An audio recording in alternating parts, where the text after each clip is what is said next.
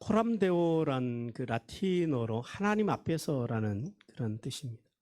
16세기 당시 변질되어 가던 교회 개혁을 일으켰던 종교개혁자 마틴 루터나 깔뱅은 이 단어 하나를 붙잡고 평생 개혁의 길을 걸어갔습니다.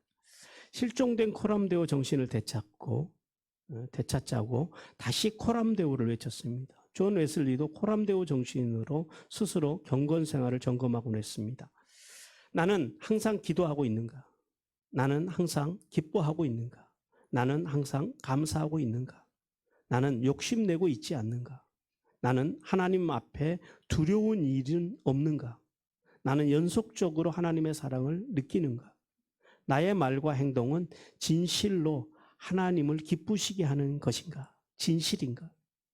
우리가 오늘 하나님 앞에 서게 된다면 어떤 감정을 갖게 될까요? 하나님을 뵙게 된 반가움일까요? 아니면 심판에 대한 두려움, 무서운 마음일까요? 성경 속에서 하나님의 사람들, 즉 다윗, 욥, 다니엘은 코람데오의 자세로 전능하신 하나님 앞에 바로 서기를 원했습니다. 여러분은 어떠십니까? 여러분은 하나님 앞에서 오늘 또 바로 서기를 원하십니까? 하나님께서는 오늘 본문을 통해서 이제 먼저 15장을 통해서 횃불 언약을 맺으실 때 상속자 아브라함에게 자손을 주실 것이라고 약속하셨습니다. 계속해서 약속하셨습니다. 하란에서도 그랬고 또 이제 롯이 떠났을 때도 그랬고 약속을 하실 때마다 하나님께서는 이제 자식에 대한 약속을 주셨습니다. 근데 16장에 와서 아브라함과 사라는 하나님의 약속이 더디 이루어지는 것에 대해서 기다리지를 못합니다. 그리고 사라의 계획을 따라서 이제 하갈을 첩으로 맞이해서 이스마엘을 낳게 됩니다. 근데 이 사건으로 오늘 하나님께서는 무려 13년 동안 아브라함에게 침묵하십니다. 그리고 13년이 지난 후 99세에 이제 아브라함의 나이 99세에 하나님께서 아브라함에게 임하셔서 이제 새로운 언약을 맺으신 사건이 바로 오늘 이제 17장의 사건입니다. 자, 하나님께서 오늘도 우리에게 두 가지의 말씀을, 메시지를 주시는데요. 첫 번째 메시지 같이 읽겠습니다. 시작. 하나님께서는 예수 그리스도의 십자가의 언약과 말씀 앞에서 겸손하게 행하는 성도들을 찾으시고 복 주시기를 원하십니다. 먼저 오늘 1절과 2절 말씀을 보니까요. 하나님께서 이제 13년 만에 아브라함에게 나타나셔서 새로운 삶을 요구하십니다. 하나님의 말씀에 하나님 말씀 순종에 실패한 아브라함. 하나님께서는 그 아브라함이 이제 16장의 마지막에 보면요. 86세였다고 강조하십니다. 그리고 17장에서는 이제 99세라고 말씀하십니다. 그러니까 뭐죠? 13년 동안 이스마엘이 태어나고 13년 동안 13년이라고 하는 시간은 여러 가지 의미가 있겠습니다만은 한 아이가 성인이 되는 나이입니다. 13세가 되면 이스라엘은 아이들을 이제 13세가 되면은 성인식을 치릅니다. 이 성인식은 이제 우리나라와는 달리 이스라엘에게는 굉장히 이제 이스라엘 민족들, 이스라엘 백성들에게는 중요한 그런 예식입니다. 그 13년이라고 하는 기간 동안 하나님께서 침묵하십니다. 그리고 13년이 지난 어느 날 하나님께서 이제 아브라함에게 임하십니다. 그래서 아브라함에게 새로운 언약을 주시고 동시에 새로운 삶을 요구하십니다. 하나님께서는 하나님의 언약을 신뢰하지 못하고 자신의 생각과 판단으로 이스마엘을 낳은 것에 대한 아브라함의 결정에 대해서 하나님께서 마음이 상하신 거예요. 그리고 이 13년이라는 시간이 또 한 가지 갖는 의미는요, 징벌의 의미입니다. 여러분, 우리가 로마서 말씀을 들으면서 하나님께서 이제 사람들에게 내리신 최고의 징벌이 뭐라고요? 방치입니다. 하나님께서 13년 동안 아브라함을 방치해 놓으십니다. 13년이 하나님께는 영원 속에서 살아가시는 하나님의 입장에서는 13년이 별거 아니시겠지만은 아브라함에게는요, 하나님의 임재가 없는 13년은 그야말로 죽을 맛이었을 것입니다. 아무런 하나님의 음성도 들리지 않고 하나님의 이상도 나타나지 않는 그 삶. 그래서 이제 하나님께서는 그 13년간의 방치의 형벌을 통해서 아브라함에 대해서 징계하시고 그리고 임하셔서 이제 두 가지의 말씀을 주십니다. 첫 번째는 당신에 대한 말씀입니다. 다시 내가 누구인지, 하나님 당신이 누구신지를 아브라함에게 말씀하시는데요. 당신을 어떻게 말씀하시면 당신을 전능의 하나님으로 말씀하십니다. 이 전능이라고 하는 말은 샤다이라고 하는 말이에요. 근데 이 말씀을 보니까요, 이 말씀의 이 샤다이라고 하는 말이 이 가슴이라는 단어에서 이제 이 어원, 여기에서 어원이 시작되었다고 하는 그렇게 말하는 학자들도 있더라고요. 그래서 그런 의미를 받아들여서 이 전능의 하나님이라고 하는 것은 어떤 의미를 갖냐면은 하나님께서는 인간과 언약을 세우시는 동시에 인간들이 언약을 어겼을 때요, 어떤 죄인이라도 하나님께서 품으신다라는 거예요. 뭘로요? 가슴으로 품으시고 아낌없이 베풀어 주시는 은혜의 하나님을 전능의 하나님이라고 그래요. 그래서 하나님께서는 주로 이런 백성들과 언약을 맺으실 때 당신의 호칭을 전능의 하나님으로 많이 사용하십니다. 자, 천지 만물을 창조하시고 에덴 동산에서 타락한 인간을 위해서요, 이 전능하신 하나님께서는 어떤 가슴으로 우리에게 오셨어요? 예수 그리스도. 독생자 예수 그리스도를 보내신 그 사랑의 가슴으로 오늘 우리를 찾아오셨습니다. 그리고 우리를 구원하시고 우리를 죄악에서 건지시고 영원한 하나님의 나라를 우리에게 주셨습니다. 여러분, 그 전능의 하나님이 여러분의 하나님이심을 믿으라고 주님께서 말씀하십니다. 우리 시편 50편 1절 같이 읽겠습니다. 전능하시니 여호와 하나님께서 말씀하사 해 돋는 데서부터 지는 데까지 세상을 부르셨도다. 어디서 어디까지 세상을 부르셨다고요? 해 돋는 데서부터 해 지는 데까지. 무슨 말이에요? 모든 만물, 모든 사람을 주님께서 부르셨다는. 그러니까 주님이 부르지 않는 사람은 아무도 없습니다. 우리는 다 부르심 속에 있는 사람들입니다. 그러나 오늘 많은 사람들이요, 주님의 부르심에도 불구하고 아브라함처럼 전능하신 하나님, 그 하나님의 언약을 믿지 못하고 살아가는 사람들이 있습니다. 여전히 자신의 어떤 가치, 자신의 기준, 자신의 원칙, 자신의 사상, 자신의 철학으로 살아감으로 고통의 밤을 지나는 사람들, 그 속에서 고통 속에 살아가는 사람들, 그 어리석음을 범하는 사람들이 우리 안에 많다라는 사실, 그리고 또한 우리도 그런 시간을 보냈다라는 사실을 깨닫기를 주님께서 원하십니다. 그리고 주님께서는요, 두 번째 주시는 말씀은 그거예요. 하나님의 얼굴 앞 호람데오입니다. 하나님의, 이제 우리 성경으로는 그 앞으로 돼 있지만은 그 직역을 하면은 하나님의 면전. 그 하나님의 면전을, 하나님의 얼굴 앞으로 걸어가서 흠이 없는 삶을 살아라는 거예요. 근데 이게 그 하나님의 면전 앞으로 가는 것, 하나님의 얼굴 앞으로 가는 것까지는 우리가 가능해요. 근데 문제가 뭐예요? 하나님 앞에서 어떻게 우리가 흠이 없는 완전한 삶을 살아갈 수 있겠느냐라는 거예요. 그것은 가능하다, 불가능하다. 절대 불가능합니다. 그럴 수는 없습니다. 그러나 이 말씀 속에는 하나님께서 우리에게 주시는 메시지가 두 개가 담겨 있습니다. 첫 번째는 하나님의 서운함입니다. 뭐에 대해서 하나님께서 서운하셨을까요? 하나님과 상의도 없이 사라의 말을 따라서 하갈을 첩으로 들여서 이스마엘을 낳은 것에 대한, 그러니까 하나님께서 분명히 약속의 자녀를 주시겠다고 약속하셨는데, 말씀하셨는데, 그 하나님의 언약, 그 하나님의 약속을 믿지 못하고 누구의 힘으로요? 자기의 힘을 의지했다라는 거예요. 자기 아내의 지혜를 의지했다라는 거예요. 하나님의 언약을 의지하지 않고 자기 생각을 의지하고 자기의 힘을 의지하고 자기의 능력을 의지했다라는 것, 거기에 대한 하나님의 서운함. 그래서 하나님께서 그 서운함을 가지고 그 사건이 네가 나한테서, 내 앞에서 완전하지 못했다라는 거예요. 하나님께서 우리에게 요구하시는 것은 대단한 완전함이 아니에요. 어찌하든지 하나님의 말씀과 그 말씀의 정신 안에서 살고자 발버둥 치는 완전함, 그 완전함을 요구하시는데 아브라함이 그것마저도 실패했다라는 거예요. 그 실패한 것에 대한 하나님의 서운한 마음이 이 안에 담겨 있고요.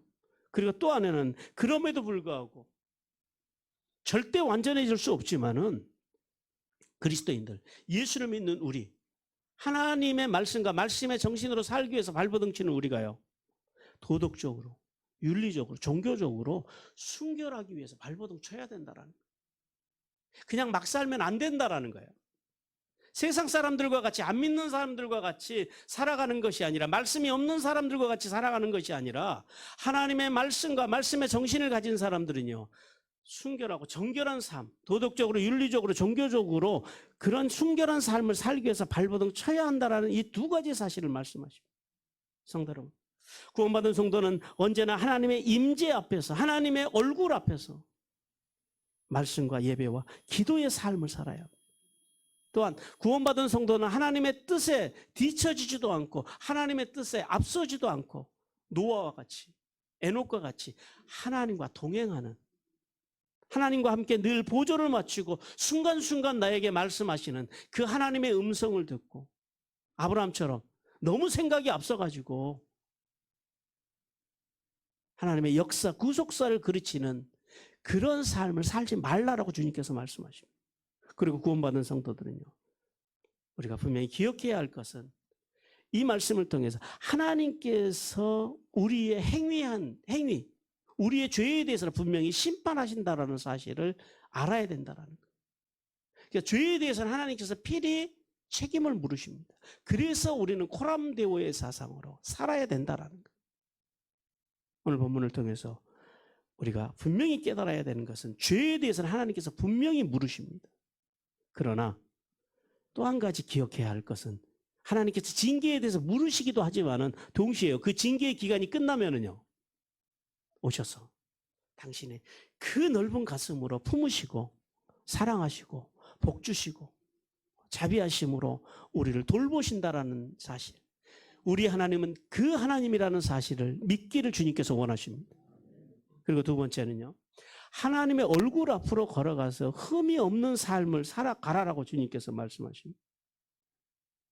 오늘 그 3절에서 5절 말씀을 통해서요, 하나님께서는 하나님의 임재 앞에서 아브라함이 겸손하게 이제 하나님을 경외합니다. 오늘 성경 말씀 보니까 아브라함이 하나님 말씀을 듣고 엎드렸더라고 합니다. 하나님의 얼굴 앞에 엎드린 그 아브라함에게 하나님께서는 오늘 새로운 이름을 주십니다. 자, 오늘 이 3절에서 5절을 통하여 하나님께서는 우리에게 두 가지를 말씀해 주시는데요. 첫 번째는 뭐냐면 아브라함의 엎드림이에요.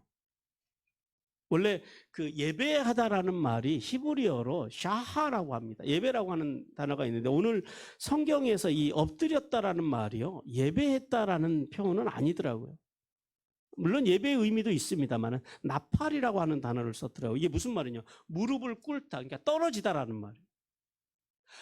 하나님이 13년 만에 자기에게 임하셔서 하시는 말씀을 듣고 아브라함이요, 무릎을 자신도 모르게 뚝 하고 떨군 거예요.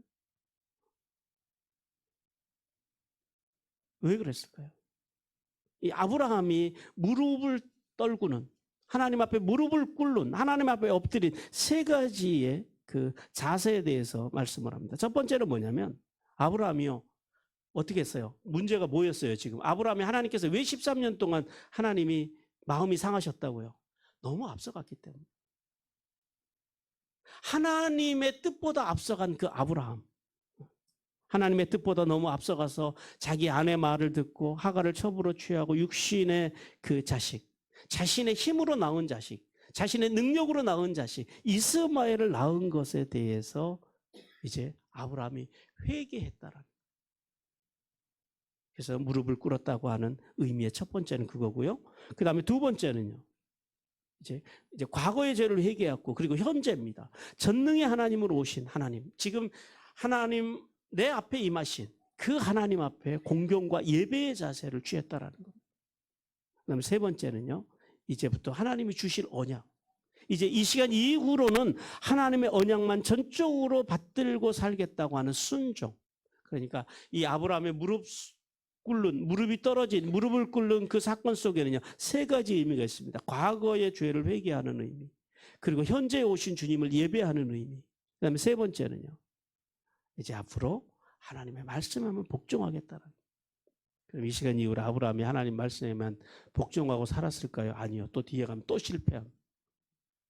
그것이 인간입니다. 그것이. 성도 여러분, 우리는 참된 예배를 상실한, 즉 예배와 삶이 분리된 그런 시대를 살아가고 있습니다. 교회 안에는 교회 다니는 사람들은 참 많습니다. 우리는 그런 사람들 종교인이라고 부릅니다. 종교인들은 교회 안에 차고 넘칩니다. 그러나 아브라함처럼 하나님의 말씀 앞에서 두렵고 떨림으로 엎드리는 성도를 찾아보기가 힘든 그런 시대를 우리는 살아가고 있습니다. 오늘도 하나님께서는 온 힘을 다해 온 마음을 다해 하나님의 말씀에 순복할, 하나님께 예배할 그 한 사람을 오늘도 찾고 계신다라고 우리에게 말씀하십니다. 오늘도 이 땅 위에서 하나님의 마음을 헤아릴 수 있는, 하나님의 마음을 흡족하게 할 수 있는 그 한 교회, 그 한 성도를 오늘도 하나님께서는 오늘도 찾고 계시다라는 거예요. 하나님께서는 이런 세대 가운데서 우리에게 이제 참된 복된 인생을 살아가라라고 말씀하십니다. 자, 이러한 세대 가운데서도요, 이런 세대 가운데서 그러니 우리가 하나님 앞에서 이제 복받는 인생에 대해서 여러분 어떻게 생각하십니까? 제가 볼 때는 이 시대는요, 이제 우리는 지금 교회가 부흥하기 힘든 시대를 살아간다고 말씀합니다. 근데 제 생각은 조금 다릅니다. 대개 이런 시대에 이제 교회가 부흥을 하고 또 이런 시대에 복받는 것이 그렇게 어렵지 않다라는 거예요. 혹시 우리는 훨씬 더 쉬운 세대를 살아가고 있다는 거예요. 왜요? 모두가 잘하고 있을 때 같이 잘하면은요, 별로 표시가 안 나지만은 모두가 잘못 가고 있을 때 바르게 가면은요, 훨씬 빛나는 거예요. 그러니까요, 요즘 같은 시대에 하나님 앞에서 복받는 삶을 산다라고 하는 것은 그렇게 어려운 일이 아닙니다. 그냥 기본만 하시면 됩니다. 삶의 기본, 신앙의 기본, 말씀과 예배와 기도의 삶. 하나님께서 우리에게 요구하시는 것은 어떤 거창한 것이 아니라 하나님 본질, 우리가 지금까지 지난 3년 동안 부르짖어 왔던 그 본질, 그 본질에 충실한 신앙, 그 신앙생활을 하면은요, 하나님께서 거기에 하늘의 복과 땅의 복을 주신다는 사실을 믿기를 바랍니다. 우리가 이 땅에 어떤 세속적인 번영, 만몬, 기복 이런 것들에 물들지 않고요, 오늘 여기 아브라함처럼 하나님의 말씀 앞에서 무릎을 떨어뜨린다면 하나님께서는 아브라함에게 주셨던 복을 우리에게도 동일하게 주시겠다고 주님께서 말씀하십니다. 그리고 계속해서 두 번째는 4절과 5절 말씀해 보니까요, 새 언약, 즉 열국의 아비가 되는 언약을 아브라함에게 주십니다. 이제 하나님께서 무릎을 꿇은 그 아브라함에게 이제 언약을 주시는데요, 우리가 이 언약에 대해서 2절에서도 주님께서 언약을 말씀하셨고 오늘 여기 4절에 와서도 언약에 대해 말씀합니다. 근데 이 언약이요, 성격이 좀 달라요.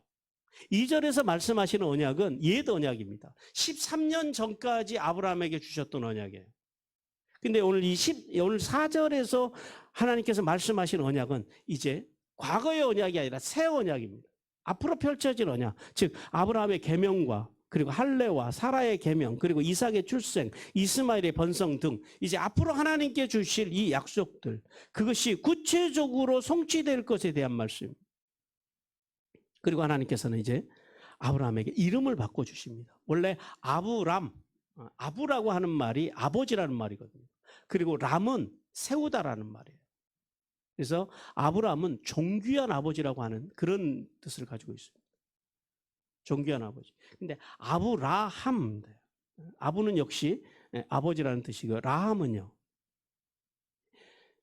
민족을 말합니다. 백성을 말합니다. 무슨 말이냐면 열국의 아버지로 이름을 바꿔주시는 거예요.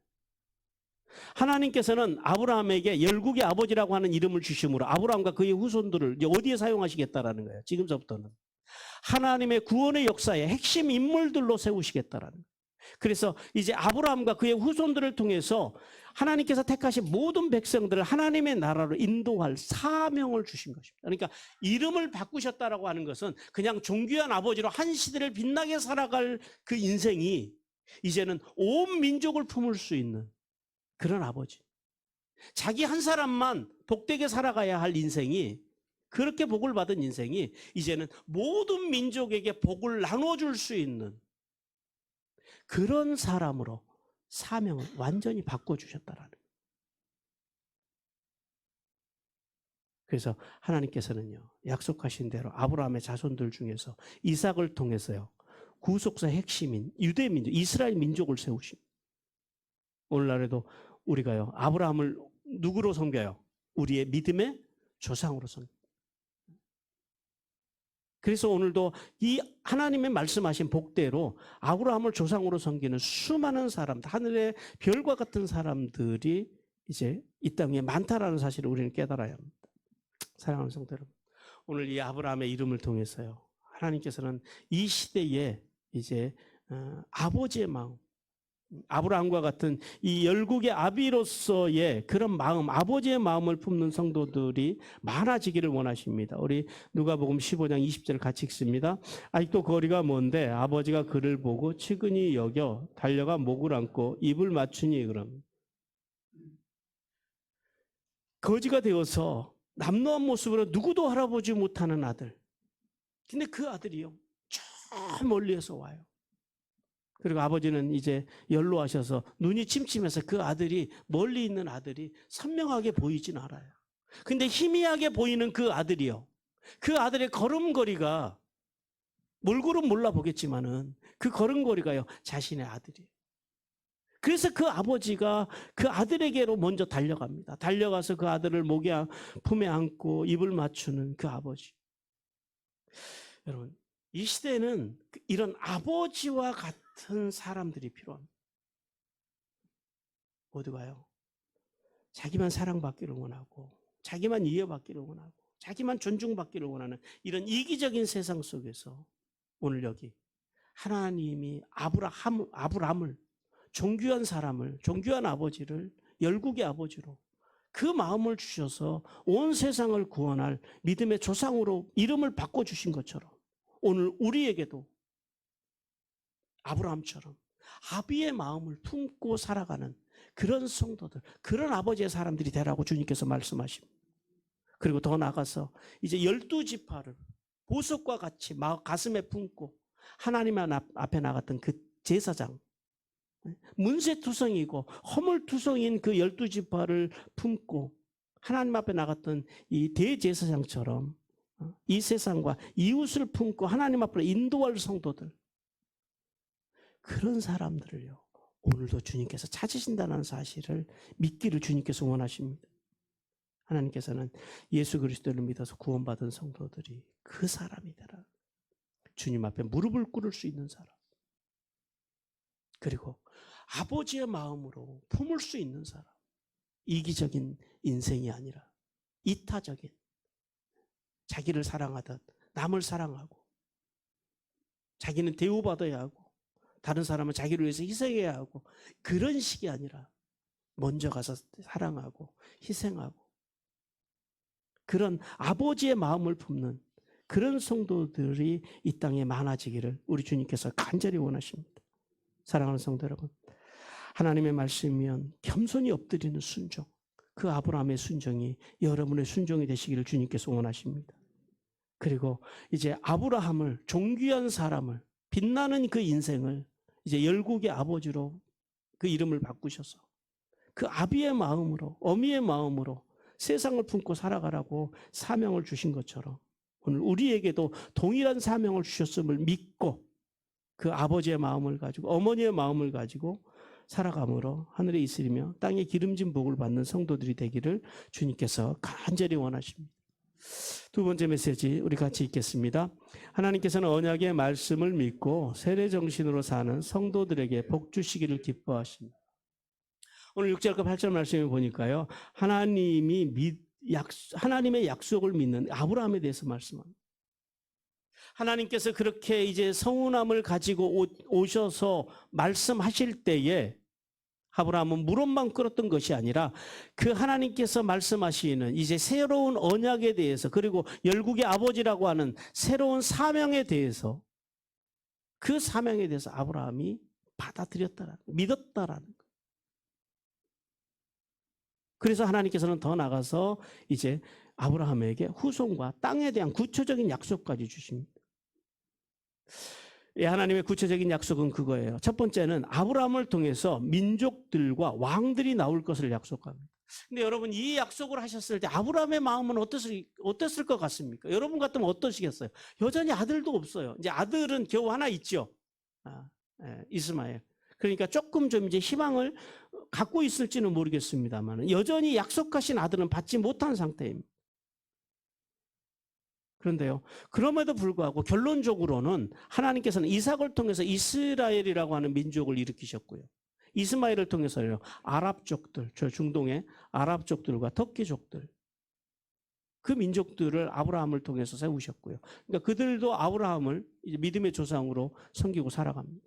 그리고 세 번째 부인이었던 그드라를 통해서 많은 민족들이 또 6 아들을 낳게 해서 그 아들들로 하여금 민족을 이루게 하십니다. 결국 하나님의 이 약속이 결론적으로 이루어졌어요, 안 이루어졌어요? 이루어졌어요. 그런데 하나님께서 약속하신 것은 단순히 그런 약속만이 아니다라는 거예요. 이 언약의 결정판은 누구냐면 바로 예수 그리스도십니다. 만왕의 왕으로 오셔서 온 세상을 구원하신 예수 그리스도로 이 언약이 완전하게 성취가 됩니다. 하나님께서는 아브라함뿐만 아니라 오늘 본문을 통해서 우리에게 주시는 말씀은 그거예요. 아브라함뿐만 아니라 아브라함의 후손들까지도 영원한 이 언약 속에서 살아가기를 원하신다라는 것. 하나님의 그 은혜와 사랑 속에서 영원토록 살기 원하시는 것. 그것이 하나님의 뜻이라고 말씀하십니다. 사랑하는 성도 여러분, 하나님께서는요, 우리에게도 마찬가지예요. 우리가 우리의 당대의 신앙생활을 잘하고 우리가 하나님과 좋은 관계를 유지하고 살아가는 것, 그래서 복받고 살아가는 것 굉장히 중요합니다. 그런데 하나님께서는 더 나아가서 우리의 당대뿐만 아니라 우리의 이삭, 우리의 야곱, 우리의 요셉이 이 땅에 세워지기를 원합니다. 제가 가끔가다 농담처럼 여러분에게 물어봅니다. 아브라함이 잘한 게 뭡니까? 우리가 지금까지 12장서부터 아브라함의 인생을 쭉 따라왔지만요, 아브라함이 잘한 것이, 아브라함의 업적이라고 하면 좀 내세울 만한 게 뭐가 있었나요? 성을 쌓으신 것도 아니고, 나라를 세우신 것도 아니고, 물론 뭐 그돌라오메를 물리치고 이 정도는 업적이라고 우리가 인정해 줄 만합니다만은, 아무리 아브라함의 인생을 돌아봐도 아브라함이 내세울 만한 업적이 없습니다. 뭐 조카 구한 거 뭐 이삭입니다. 하나님의 은혜 가운데서 이삭을 하나님의 사람으로 세운 것. 오늘 어린이 주일을 맞이해서요, 우리가 우리 자녀들을 어떻게 세워야 하는지 고민하시기 바랍니다. 하나님께서는요, 우리만 이 땅에서 잘 되는 삶, 우리만 이 땅에서 복받는 삶이 아니라 우리의 인생이 이 땅 위에서 이제 우리 자녀들에게로 흘러가는 인생. 그래서 우리의 이삭, 우리의 야곱, 우리의 이삭이 세워지는 그런 삶을 살아가기를 주님께서 원하십니다. 그리고 오늘 이 본문 속에서 두 번째는요, 하나님께서 땅에 대한 약속을 다시 아브라함에게 주십니다. 하나님께서 주신 이 약속은 아브라함의 당대에는 사실은 그 사라의 무덤을 위한 그 마므레 앞 막벨라에 있는 에그론의 밭을 산 것으로 성취가 됩니다. 그러니까 무슨 말이에요? 아브라함 당대에는 이 땅에 대한 약속이 지극히 미미하게 이루어졌다라는 거예요. 여러분, 아브라함이 누굽니까? 한 시대에 우리가 인정하듯이 믿음의 사람으로, 순종의 사람으로 살았던 사람입니다. 그런데 그가 마지막 떠날 때는요, 겨우 무덤으로 쓸 수 있는 땅 몇 평 가지고 이 세상에 떠났다라는 거예요. 그러나 보십시오. 야곱이요, 애굽으로 내려간 지 430년 만에 이스라엘 백성들이 출애굽해서 가나안으로 올라옵니다. 그리고 난 다음에 어떻게 됐어요? 여호수아에 의해서 하나님의 언약대로 430년 후에 그 땅이 다 가나안 땅, 가나안이 이제 이스라엘, 이 아브라함의 후손들의 땅이 됩니다. 하나님께서 이 땅의 약속을 통해서 오늘 지금 그러면 우리에게는 뭘 말씀을 하실까? 하나님은 분명히 아브라함처럼 여러분이 살면 이 땅의 복도 주십니다. 이 땅에서의 땅도 주십니다. 그러나 진짜 우리가 차지해야 될 땅이 어디인지 우리는 다시 한번 오늘 이 아브라함의 땅에 대한 언약 앞에서 우리는 하나님의 음성을 들어야 됩니다. 하나님께서는 오늘도 아브라함이 주신 약속대로 우리와 우리 후손들에게 우리가 그렇게 아브라함처럼 순종한다면 분명히 하나님께서 이 땅에서 부동산을 주실 거예요. 복을 주실 거예요. 땅에 대한 약속이 성경에 나와 있으니까 그 약속을 성취하실 거예요. 하지만 우리와 우리의 후손들이 진정으로 차지해야 될 땅은 이 세상, 이 땅이 아니라 하나님의 나라, 영원한 땅이라는 사실을 깨닫기를 주님께서 원하십니다. 요한계시록 22장 14절 같이 읽습니다. 자기 두루마리를 빠는 자들은 복이 있으니 이는 그들이 생명나무에 나아가며 문들을 통하여 성에 들어갈 권세를 받으려 함이니라. 자, 하나님께서는 우리와 우리의 후손들이 이 땅에서 두루마기, 즉 말씀과 예배와 기도로 하나님 그리스도의 인격을 닮아가는 행실을 고치는 거예요. 두루마기를 빤다라고 하는 것은 우리의 겉사람, 우리의 행실을 고치는 것을 이야기합니다. 그리고 생명나무이신 예수 그리스도 안에서 살아가면 이 땅에서만 복을 받는 것이 아니라 마지막 날에 불타 없어질 이 땅이 아닌 영적인 가나안, 즉 하나님의 나라에 들어갈 권세를 주시겠다. 하나님의 나라를 차지할 권세를 주시겠다라는 거예요. 그리고 그 땅을 차지하고 그 땅에 들어가서요, 영원토록 왕노릇하게 하시겠다고 말씀합니다. 성도 여러분, 이 땅에서 넓은 땅 차지하고 100년도 못 살 인생 살아가다가 잘못해서 천국이 지옥에 가는 인생보다요, 이 땅에서 아브라함처럼 땅 몇 평밖에 차지는 못했지만 그럼에도 불구하고 하나님의 사람으로 살다가 영원한 땅, 영원한 그 가나안의 땅, 천국에 들어가는 게 100번 1000번 낫지 않겠습니까? 그런 복, 그런 인생을 살아가시기를 주님께서 원하십니다. 그러므로 은혜로우신 예수 그리스도를 믿어 구원받는 성도들은요, 그래서 우리는 이 땅의 것에 집착하지 않습니다. 그래서 영원한 하나님의 나라를 사모하고 오늘을 살아갑니다. 더 나아가서요, 이 영원한 하늘의 소망을 자손들에게 전달하는 좋은 아버지, 좋은 어머니, 좋은 할아버지, 좋은 할머니, 좋은 조상들이 되시기를 주님께서 간절히 원하십니다. 그리고 마지막 19절에서 이제 14절을 통하여 하나님께서는 하나님이 주신 모든 언약을 대대 자손에게 지킬 것을 말씀하시면서 이제 할례 언약을 통해서 아브라함에게 언약의 징표를 요구하십니다. 하나님께서는 할례를 행할 때 이제 6가지를 말씀하시는데요. 첫 번째 10절 말씀에 보니까 모든 남자가 다 행하라고 말씀합니다. 그리고 두 번째는 할례는 언약의 징표라고 말씀하시고요. 세 번째는 정해진 시기, 그러니까 출생한 지 8일 만에 실시해야 된다고 말씀하시고요. 그 다음에 네 번째는 모든 종들까지도 다 할례를 받게 하라고 말씀하시고, 그리고 6번째는 그것이 영원한 언약이 될 것이라고 말씀하시고요. 5번째는, 6번째는 할례를 행하지 않으면 백성 중에서 끊어질 것이라고 말씀합니다. 사실 이 할례라고 하는 것은 이스라엘에만 있는 풍습은 아니에요. 그 고대 가나안이나 이집트나 그 오스트레일리아나 그다음에 뭐 아메리카 대륙이나 그다음에 아프리카에도 할례 흔적들, 그런 것들이 다 있어요. 풍습들이 있어요. 그런데 하나님께서 아브라함에게 요구하시는 것은 또 풍습으로서의 할례가 아니라 지금 어떤 할례를 요구하시는 거예요? 언약으로서 할례를 요구하시는 거예요. 그것이 다릅니다. 할례라고 하는 것은 남성의 그 성기의 표피를 잘라내는 것인데, 하나님께서는 이 할례 언약을 통해서 아브라함 공동체가 그 표식을 통해서 어떤 공동체? 하나님과 언약의 공동체라는 사실을 잊지 말라라는 거예요. 그러면 왜 하나님께서 13년이라는 시간을 기다리시고 침묵하셨다가 13년 만에 임재하셔서 이제 아브라함에게 이 할례를 명하셨을까요? 진작하셔도 되잖아요. 아니면 천천히 하셔도 되잖아요. 근데 왜 이 시점에서 하나님께서 할례에 대해서, 할례 언약에 대해서 말씀하셨을까요? 이유가 있습니다. 주권 언약, 주권 이야기입니다. 주권 이야기. 지금 아브라함이 앞에 실수한 게 뭐예요? 자신의 힘으로, 자신의 능력으로, 자신의 방법으로 누구를 낳았어요? 이스마엘을 낳았어요. 지금 그 사건 때문에 지금 이 말씀이, 이 할례 언약이 주어지는 거예요. 자, 아브라함의 입장에서는요, 이해는 되지요. 하나님께서 자손을 주시고 땅도 주신다고 약속하셔서 그 언약을 믿고 가나안으로 와서 지금 10년이라는 세월이 지났어요.